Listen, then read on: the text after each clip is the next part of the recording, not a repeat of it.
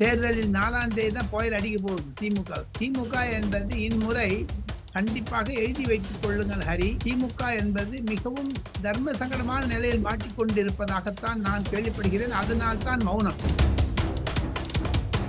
அவருக்கு இரட்டை தலை பாம்பு மாதிரி ஆயிடும், காட்டி கொல்லி பாம்பு மாதிரி. இப்போ பாருங்க, அந்த 2 விரல் வச்சுக்க, நீ ஏதாவது ஒரு விரல் தொடுங்க பார்ப்போம், ஏதாவது தூரே தொடுங்க பார்ப்போம். நீ ஏதாவது ஒன்று ரைட்டா லெஃப்டா சொல்லுங்க, நீ வாயால் சொல்லுங்க. Right sir, right. அப்ப அமைச்சு ஜெயிச்சிருவாரு, ராயபேட்டை ஜெயிச்சிருவாரு, வயநாடு தோத்துருவாரு. சரி, இன்னொரு தரம் வேற நீ ஏதாவது தொடுங்க பார்ப்போம். ஒன்று left sir. Left. Very good very good very good very good. ராயபேட்டையில தோத்துருவாரு, ஆனா வயநாட்டில் ஜெயிச்சுட்டான்னு வச்சுங்க, வயநாடு ரீட்டைன் பண்ணுவாரு. ஆக மொத்தம் ஒரு இடத்தில் தோல்வி நிச்சயம். ஒரு காந்தி கண்ணால் பார்ப்பது கிடையாது, இன்னொரு காந்தி காதால் கேட்பது கிடையாது, இன்னொரு காந்தி வாயால் பேசுவது கிடையாது. ஆக மொத்தம் 3 காந்திகளும் மகாத்மா காந்தியினுடைய உருவ சின்னமான 3 குரங்குகள் மாதிரி இருக்கிறார்கள். ஒருவர் பேசுவதில்லை, ஒருவர் கேட்பதில்லை, ஒருவர் பார்ப்பதில்லை. அந்த மாதிரியான கோர்த்து பார்த்தீங்கன்னா சோனியா காந்தி சைலண்ட் ஆயிட்டாங்க.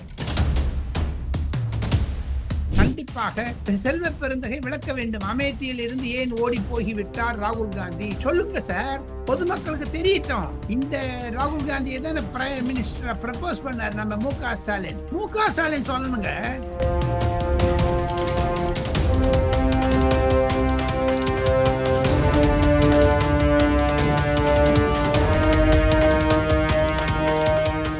ரியல் ஒன் வாய்ஸ் நேயர்களுக்கு வணக்கம். நடப்பு அரசியல் குறித்து பல எக்ஸ்க்ளூசிவ் தகவல்களை நம்முடன் பகிர்வதற்காக இணைகிறார் டெல்லியில் இருந்து மூத்த பத்திரிகையாளர் திரு டெல்லி ராஜகோபாலன் அவர்கள்.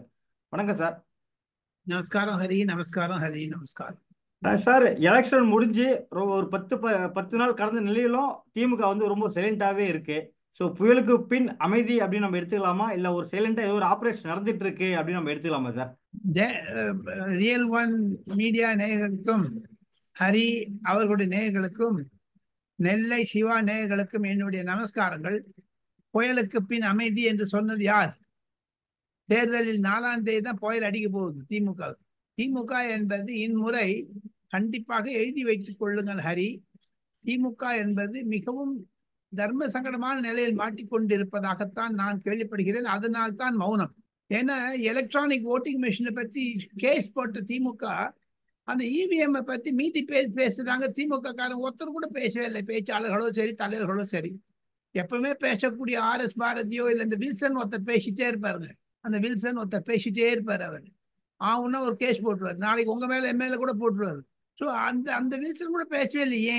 புயலுக்கு பின் அமைதியாகத்தானும் 5ஆம் தேதி புயல் தெரியும், அமைதி பின்னாடி போயிடும். அதான் இந்த அமைதிக்கு என்ன காரணம் சார்? நிறைய கேஸுகள் இருக்கு அப்படின்றதால அமைதி கேட்கறாங்களா, இல்லை என்ன காரணத்துக்காக இன்னும் சைலண்டா இருக்காங்க? வெற்றி வந்தா கொண்டாடலாம் அப்படின்றதுக்காக அமைதியா இருக்காங்களா?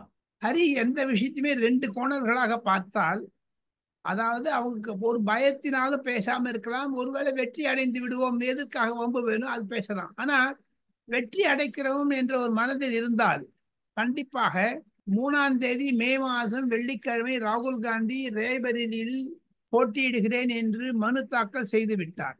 அந்த ராய்பரேலிக்கு நரேந்திர மோடிக்கு ஆதரவாக எதிராக பேசக்கூடிய திராவிட முன்னேற்ற கழகம், நரேந்திர மோடியை கிள்ளு கீரையாக நினைத்த நரேந்திர மோடிக்கு கண்டபடியாக பேசிய திராவிட முன்னேற்ற கழகம் ஏன் நரேந்திர மோடிக்கு எதிராக வாரணாசியிலோ ராகுல் காந்திக்கு ஆதரவாக ராய்பரேலியோ போட்டியிடுவதற்கு பேசுவதற்கு மு.க. ஸ்டாலின் முதலமைச்சர், திராவிட முன்னேற்ற கழக தலைவர் அல்லது கனிமொழி அல்லது டி.ஆர். பாலு ஏன் போகவில்லை கேள்வி கேட்பாங்க. அதனால கூட அமைதி இருக்கலாம் இல்லையா சார்? இப்போ வயநாட்டிலையும் போட்டிட்டார் ராகுல் காந்தி, இப்போ ரேபரேலியிலும் மனு தாக்கல் செஞ்சுட்டார். இந்த 2 தொகுதியிலும் அவர் போட்டிடுறது எப்படி பாக்குறீங்க சார்? அவருக்கு இரட்டை தலை பாம்பு மாதிரி ஆயிடும், காட்டி கொல்லி பாம்பு மாதிரி. இப்போ பாருங்க, அந்த 2 விரல் வச்சுக்க, நீ ஏதாவது ஒரு விரல் தொடுங்க பார்ப்போம், ஏதாவது தூரே தொடுங்க பார்ப்போம். நீ ஏதாவது ஒன்று ரைட்டா லெஃப்டா சொல்லுங்க, நீ வாயால் சொல்லுங்க. Right sir, right. அப்ப அமைச்சு ஜெயிச்சிருவாரு, ராயபேட்டை ஜெயிச்சிருவாரு, வயநாடு தோத்துருவாரு. சரி, இன்னொரு தரம் வேற நீ ஏதாவது தொடுங்க பார்ப்போம். ஒன்று left sir. Left. Very good very good very good very good. ராயபேட்டையில தோத்துருவாரு, ஆனா வயநாட்டில் ஜெயிச்சுட்டான்னு வச்சுங்க, வயநாடு ரீட்டைன் பண்ணுவார். ஆக மொத்தம் ஒரு இடத்தில் தோல்வி நிச்சயம். பிரியங்கா காந்தியும் இந்த தேர்தலில் போட்டியிடுற மாதிரி வந்தது, ஆனா திடீர்னு அவங்க போட்டியிடலன்றதுக்கான காரணம் என்ன சார்? ரியல் ஒன் மீடியா நேயர்களுக்கு உண்மையை சொல்ல வேண்டும் என்றால் 3 காந்திகளிடையே குழப்பம்.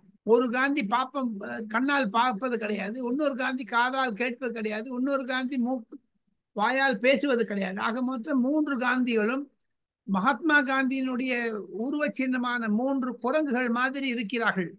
ஒருவர் பேசுவதில்லை, ஒருவர் கேட்பதில்லை, ஒருவர் பார்ப்பதில்லை. அந்த மாதிரியான போட்டு பார்த்தீங்கன்னா சோனியா காந்தி சைலண்ட் ஆயிட்டாங்க. ராகுல் காந்தி இதே சஸ்பென்ஸ் அமைதியை விட்டு ஓடிட்டாரு. பாக் ஜாவ் பாக்ன்ட்டு ஓடிப்போன்னு சொல்லி ஓடி போயிட்டாங்க. இப்ப பாருங்க, இன்னைக்கு பிரதமர் நரேந்திர மோடி கூட கல்கட்டாவில் பேசும் பொழுது ராகுல் காந்தி கேடனம் செய்திருக்கிறார். பாக் ஜாவ் பாக் அப்படின்னா ஓடிப்போன்னு அர்த்தம் ஹிந்தியில. அதை ஓடி போயிட்டான்னு கிண்டல் பண்றாங்க. அவருடைய மச்சான் வந்து ராபர்ட் வாட்ரா போட்டிடுறேன்னு கச்சத்தை கட்டிட்டு இறங்கினாரு களத்துல. அவரை வாய மூட வச்சுட்டாங்க. யாரோ ஒரு ஊர் பெரியாரு தெரியாத KL சர்மான்னு ஒரு ஆள் கொண்டு போட்டிருக்காங்க. ஸ்மிருதி இரானிக்கு ஈஸி வாக் ஓவர். காங்கிரஸ்காரங்க கட்டுல ஹரி 3 காந்திகளிடையே ஒரு குழப்பம் இருக்கிறது. அதுதான் உண்மையான கதை. அதைத்தான் ரியல் ஒன் மீடியா நேயர்களுக்கு சொல்ல வேண்டும்.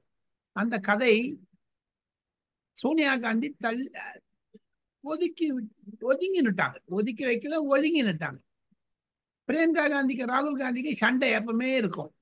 ஆனா ராகுல் காந்தி பாருங்க, பொதுமக்களை எப்படி ஏமாத்தினா சஸ்பென்ஸ் வச்சுட்டே இருந்தார். இவர் பேசுறாரு நரேந்திர மோடியை பத்தியும் அமித்ஷா பத்தியும்.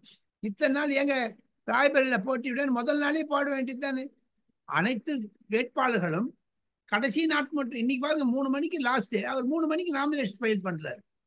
ஆக மொத்தம் அவர்கள் மனதில் இருக்கிற குழப்பம் வெளியே வருகிறது. அண்ணன் தங்கைகளுக்குடைய இருக்கக்கூடிய குழப்பம். அதையும் தவிர கையில பணம் இல்லைங்கிறாங்க. இன்னைக்கு பாருங்க ட்விட்டர் வேர்ல்டுல போட்டிருக்காங்க. ஒரே கேலி கூத்தா இருக்குது. இவங்க ஸ்பெஷல் பிளேன். ஒரு அம்மா வந்து கர்நாடகால இருந்து வராங்க, இவங்க ஆந்திரால இருந்து வர்றாரு பிளேன்ல. எதுக்காக இந்த மாதிரி வம்பு பண்ணும்? நரேந்திர மோடி கிட்ட நீ ஏன் பயம்? டரோ மாத்துனாரு. நீ பயப்படாத. நீ ஏன் அமைதியில போயிட்டு போறதுக்கு பயப்படுறாரு ராகுல் காந்தி? அதை தமிழக காங்கிரஸ் தலைவர் செல்வ பெருந்தகை விளக்குவாரா?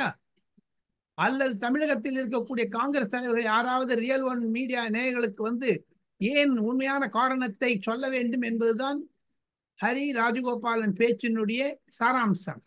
கண்டிப்பாக செல்வ பெருந்தகை விளக்க வேண்டும். அமேத்தியில் இருந்து ஏன் ஓடி போய்விட்டார் ராகுல் காந்தி? சொல்லுங்க சார், பொதுமக்களுக்கு தெரியட்டும்.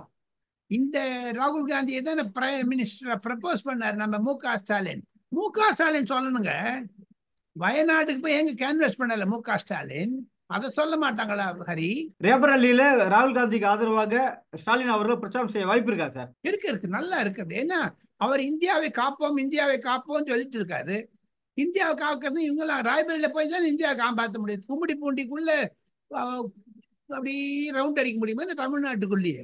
வெளிநாட்டு அயல் நாட்டுக்கு வாங்க சார், அயல் மாநிலத்துக்கு வாங்க சார். 29 மாநிலத்திற்கு நான் எதிர்பார்த்தது திராவிட மாடலை வெளிப்படையாக கருணாநிதியுடைய மகன் மு.க. ஸ்டாலின் வெளிப்படையாக சொல்ல வேண்டும் அகில இந்திய தலைவர்களுக்கு.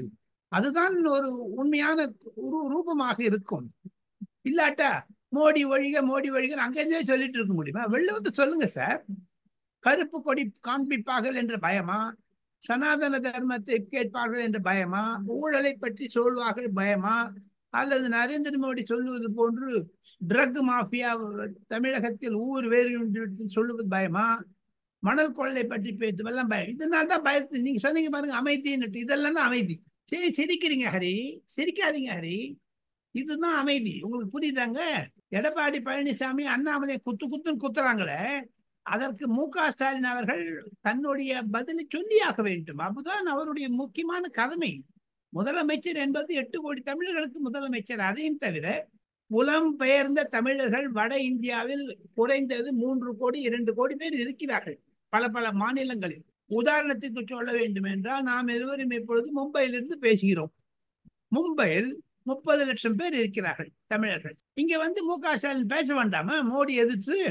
லக்னோவில் 50,000 பேர் இருக்கிறார்கள். பூனா என்ற ஒரு மகாராஷ்டிராவினுடைய மாவட்டத்தில் 3 லட்சம் பேர் இருக்காங்க. ஐடில வேலை செய்யறாங்க. போபால் 20,000 பேர் இருக்காங்க. குஜராத் ஒரு நகரமே இருக்கிறது தமிழர்களுக்கு என்று, மணிநகர் என்ற இடத்தில்.